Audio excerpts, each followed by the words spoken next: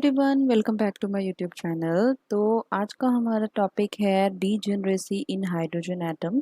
ये हमारा last topic है यूनिट 5 का। इसके बाद हमारा यूनिट 5 कंप्लीट हो जाएगा, जो कि है हमारा एंगुलर मोमेंटम वाला यूनिट। ठीक है, तो चलिए वीडियो शुरू करते हैं।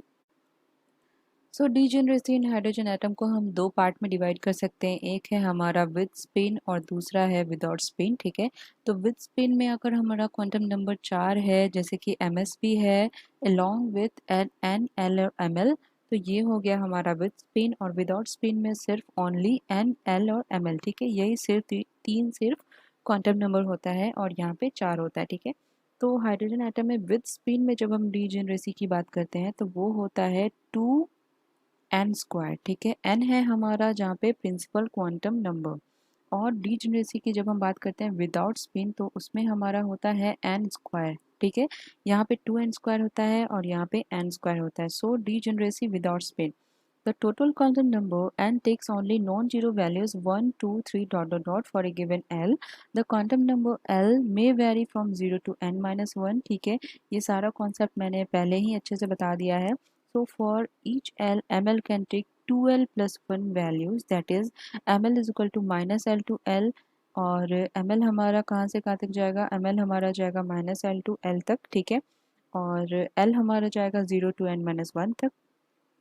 So the degeneracy of the state n, which is specified by the total number of different state associated with n in the given by, अगर हम degeneracy को देखेंगे without spin, ठीक है, तो total number of different states with associated with n हमारा कितना होगा? n²। ठीक है, तो n² हो जाएगा और ये समेशन करेंगे अगर हम, तो ये हमें n² ही मिलेगा। जब हम ये वैल्यूज पुट करेंगे तो हमें समेशन करना पड़ेगा। वैसे अगर n का वैल्यू हमें दिया गया है तो हम डायरेक्ट ही n का वैल्यू पुट करके डीजेनरेसी निकाल सकते हैं। So the energy values, energy eigen values होगा यहाँ पे, energy values of the hydrogen atom. The energy eigen values of nth state of hydrogen atom En is equal to -E² divided by 2a0n²। तो ये है हमारा energy eigen values for hydrogen atom.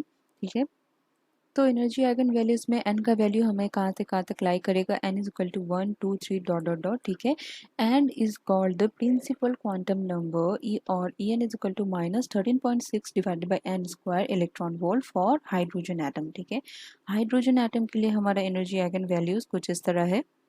ठीक है, सो En of the hydrogen atom does not depend on the orbital quantum number. ठीक है, L पे depend नहीं कर रहा है हमारा एनर्जी आइगन वैल्यू जो है हाइड्रोजन एटम का, वो ऑर्बिटल क्वांटम नंबर पे डिपेंड नहीं कर रहा है और on the azimuthal quantum number. तो ना ही L पे डिपेंड कर रहा है, ना ही हमारा ML पे डिपेंड कर रहा है। It depends only on the principal quantum number n। So degeneracy क्योंकि हमारा n² है विदाउट स्पिन, तो हमारा जो एनर्जी आइगन वैल्यूज है वो सिर्फ n² पे डिपेंड कर रहा है, ना कि ML और L पे। ठीक है, काफ़ी इंपॉर्टेंट पॉइंट है, इसको आप याद रखिएगा कि हमारा जो एनर्जी आइगन वैल्यूज है हाइड्रोजन एटम का, वो सिर्फ प्रिंसिपल क्वांटम नंबर पे ही डिपेंड कर रहा है।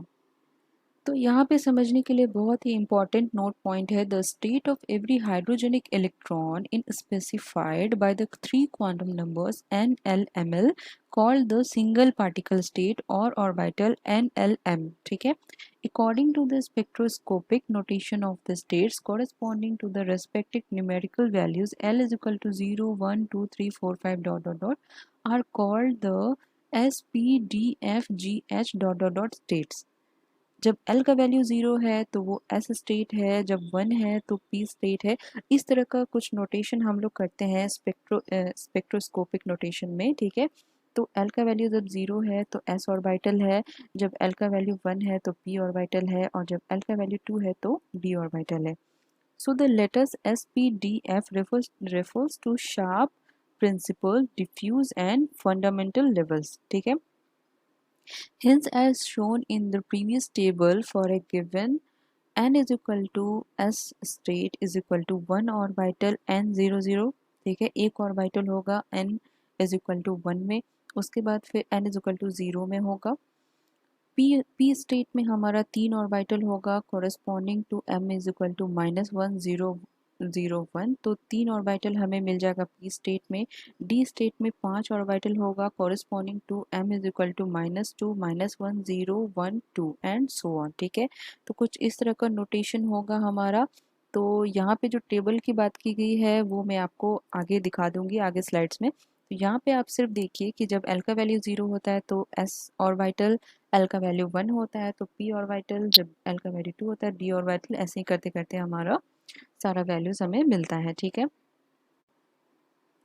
सो गाइज यही है वो टेबल जिसमें कि हम लोगों ने इलेक्ट्रॉन स्पिन को इग्नोर किया है। यहाँ पे आप देखिए ये जो l का n का वैल्यू जब हम 1 रखते हैं, तो जब n का वैल्यू हम 1 रख ले हैं तो l का वैल्यू 0 होगा। तो l का वैल्यू 0 होने के कारण ये जो s ऑर्बिटल में आ जाएगा। ठीक है, और m का वैल्यू हमें 0 मिला तो डीजेनरेसी यहाँ पे n स्क्वायर करने के बाद हमें मिलेगा 1। तो इसका मतलब ये जो स्टेट है हमारा ग्राउंड स्टेट है वो नॉन डीजेनरेट है। ठीक है, जब हम n is equal to 2 put करेंगे तो यहाँ पे 0 और 1 हमें l का वैल्यू मिलेगा। तो ये जो वैल्यू होगा वो s ऑर्बिटल में जाएगा और 1 जो वैल्यू होगा वो p में जाएगा। ठीक है, उसी तरह अगर इस ये वैल्यू है तो 0 होगा, l का वैल्यू है तो -1 0 1 हो जाएगा। उसके बाद जब n स्क्वायर आप करोगे, ठीक है, n स्क्वायर करोगे तो डीजेनरेसी हमें कितना मिल जाएगा 4। ठीक है, 2 का स्क्वायर कर देंगे तो हमें मिल जाएगा 4। उसी तरह हम 3 का करेंगे, फिर 4 का, फिर 5 का, ऐसे ही करते करते हमें डीजेनरेसी मिल जाएगा। और ये कितना स्टेट है हमें m का वैल्यू और ऑर्बिटल भी पता चल जाएगा और l का वैल्यू भी हमें पता चल जाएगा। तो ये है हमारा एनर्जी। ठीक है, जिसमें कि ये जो है वो ग्राउंड स्टेट एनर्जी है, ये फर्स्ट एक्साइटेड स्टेट है। तो ए नॉट यहाँ पे बोर रेडियस है। ठीक है, तो कुछ इस तरह का हमें एनर्जी मिल जाएगा डीजेनरेसी और ये ऑर्बिटल्स और ये हमारा प्रिंसिपल क्वांटम नंबर, हमें उस हिसाब से हम डीजेनरेसी निकाल सकेंगे। तो चलिए अब बात करते हैं डीजेनरेसी विद स्पिन। ठीक है, when spin included the degeneracy of hydrogen's energy level is given by Gn is equal to 2n square। ठीक है, तो 2n स्क्वायर मिल जाता है। जैसे कि हमने विदाउट स्पिन में देखा डीजेनरेसी था हमारा n स्क्वायर, तो यहाँ पे डीजेनरेसी हमारा जस्ट डबल हो जा रहा है। ठीक है, जब हम स्पिन अप्लाई करते हैं तो हमारा डीजेनरेसी जो है हाइड्रोजन एटम में वो डबल हो जाता है। ठीक है, since in addition to the degeneracy each level is doubly degenerate with respect to the spin degrees of freedom। तो स्पिन डिग्रीज ऑफ फ्रीडम में जितना डीजेनरेसी था उसका डबल हो जाएगा हमारा विद स्पिन। ठीक है, for instance the ground state of hydrogen is doubly degenerate. जैसे कि हमने देखा कि first ground state of hydrogen atom जो हमने पिछला वीडियो में देखा कि वेव फंक्शन जो था वो एक ही वेव फंक्शन हमें मिल रहा था, इसका मतलब कि वो नॉन डीजेनरेट स्टेट था। लेकिन यहाँ पे अगर आप स्पिन को इंट्रोड्यूस करा देंगे तो वो डबली रीजनरेट हो जाएगा, क्योंकि यहाँ पे 2 से मल्टीप्लिकेशन है। तो n का वैल्यू अगर हमने यहाँ पे 1 रखा तो ये 2 आ जाएगा, तो डीजेनरेसी हमें 2 मिल जाएगा। तो ground state of hydrogen atom हमारा हो जाएगा डबली डीजेनरेट।